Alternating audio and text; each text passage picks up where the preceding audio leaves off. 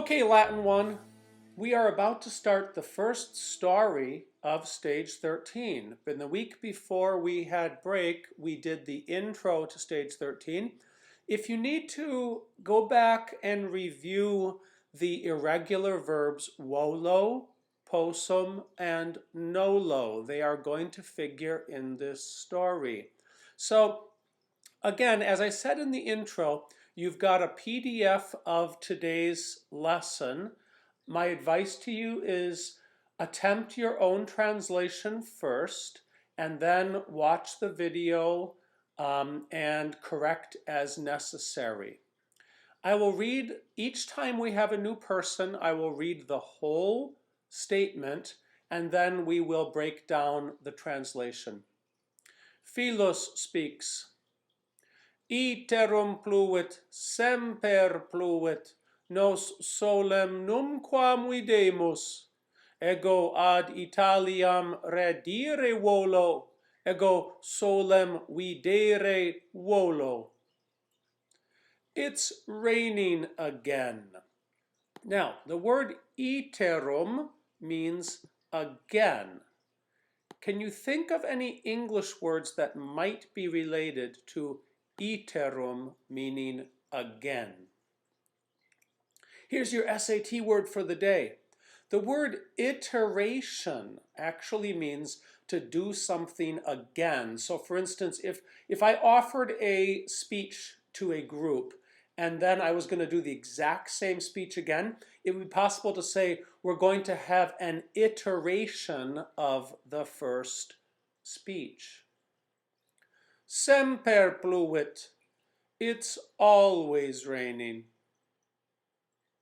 Nos solem numquam videmus. We never see the sun. Again, always worth noting because sometimes we don't see some of these verb forms often. The mus means we, and solem, the accusative, is the object. We never see the sun. Ego ad Italiam redire volo. I want to return to Italy. Remember that irregular verbs like volo use an infinitive to continue the action. In other words, what I want to do, I use an infinitive. And infinitives almost always end in re. So get very used to seeing when you see an re, that is an infinitive. I want to return to Italy. Ego solem videre volo. Let's anticipate it in advance. Re. I want to do something. What do I want to do? I want to see the sun. Ubi est vinum? Nullum vinum video. Quis hausit? Ego aquam bibere non possum. Aqua est foeda. Ubi est vinum? Where is the wine? Nullum vinum video. I see no wine. Now, notice Latin likes to have a negative adjective describing the noun. So in other words, I see is a positive statement. I see. But what I see is a negative statement. Nullum vinum. What I see is no wine. So feel free. What would be a more natural way to translate I see no wine? I don't see the wine. In English, we more naturally negativize the verb. But Latin frequently wants to negativize the noun. Quis hausit? Who drank it? Now, I remember in class we have talked about this interesting verb. The verb haurit in the present tense, hausit perfect tense, it means to empty a cup usually by drinking everything in it. Now, it is possible to haurit a cup by simply pouring it on the ground, but naturally, quis hausit, the implication is, who drank this? Ego aquam bibere non possum. I am not able to drink water.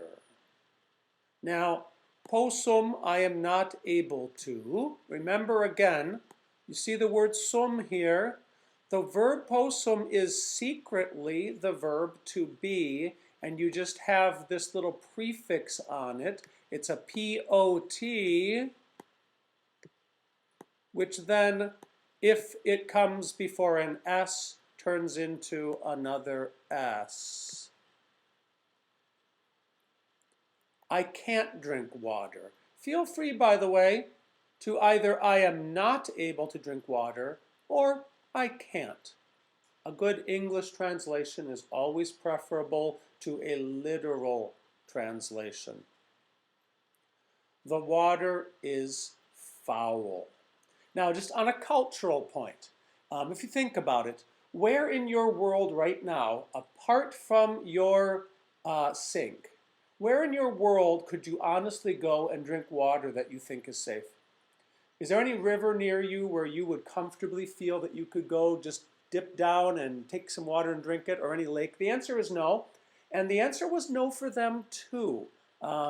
Water, generally speaking, was not clean. And so wine having alcohol in it was antiseptic. And so they would really not drink a lot of water. They would drink wine and sometimes put water in it just to water it down a little, but they would prefer to drink wine instead of water simply for health issues.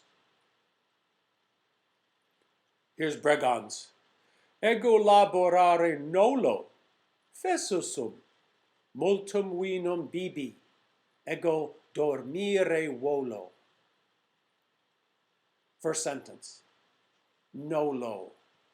Remember that one, folks? Irregular verb. I do not want to work. Also, of course, you can turn that into a contraction, don't, if you want. I don't want to work. And again, I can't stress this enough. RE means infinitive, to do an action. Fessusum multum vinum bibi. I am tired. I drank much wine. Now, a couple points here. Again, the I on a verb means I did the action perfect tense. Istiit, imus istis, erunt. If you have not already memorized them, please do. Ost mustis und bambas bat, bamus batus bant, istiit, imus istis, erunt. Memorize just even those three tenses, and you will own the Latin language, people. I drank much wine. Again, multum vinum, much wine. What would be a more natural English translation instead of I drank much wine? I drank a lot of wine. Ego dormire volo. Think it through. Irregular verb volo, I want. What do I want to do? There's the RE again. We can't stress it enough. Infinitives, people. I want to sleep. Okay, get ready, people. This story is about to become interesting, and it is about to introduce character issues of Salvius and a storyline that will last for a year. O servi, Dominus noster iratus advenit. Apud Cantiacos servi coniurationem fecerunt. Dominus est vulneratus. O servi, O slaves, Dominus noster, our master, arrives angry. Now, iratus is an adjective going with Dominus. Our master arrives angry. Now, it's because of the placement here that I'm translating it this way. If it were iratus dominus, it would be like the angry master. But because iratus is coming next to the verb here, we're basically translating it as a second thought. So the first thought is that he is Dominus Noster, our master. The second thought is that he iratus advenit, he arrives angry.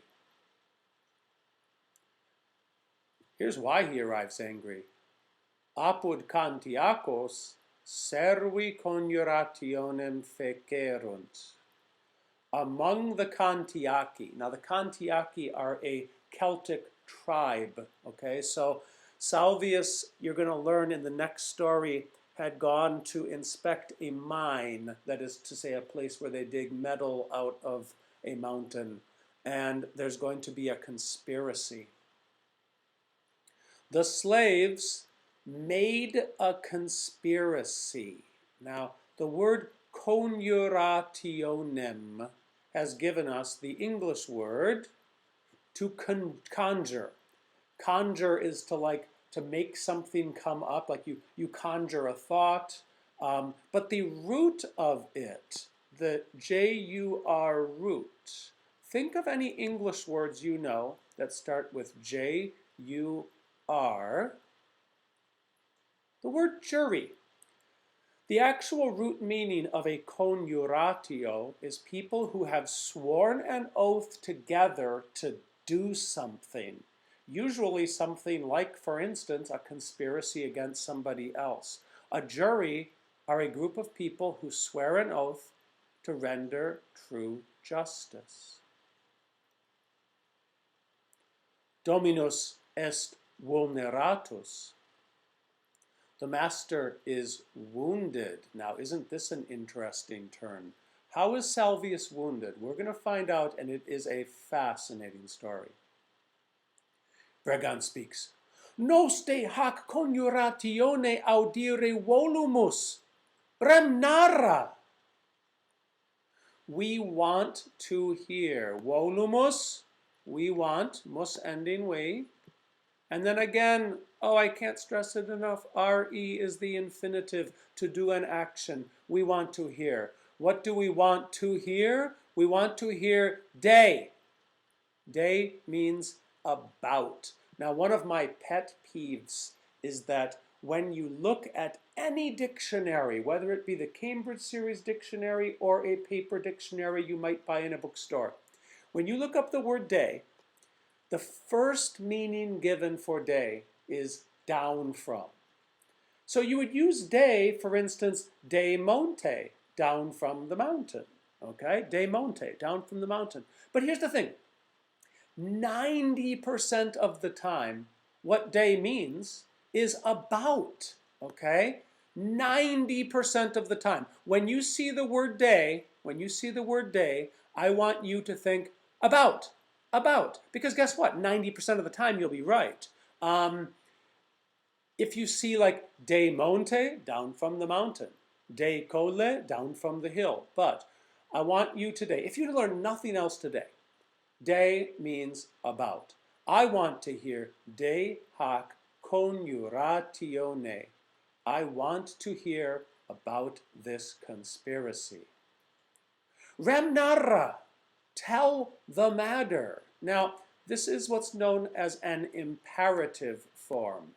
Remnara, tell. Imperative or command means when you tell someone to do something, that's the form you use. In a future lesson, we will go into more depth about it, but simply speaking, when you take the infinitive of a verb, take the re off, and whatever is left is the imperative form.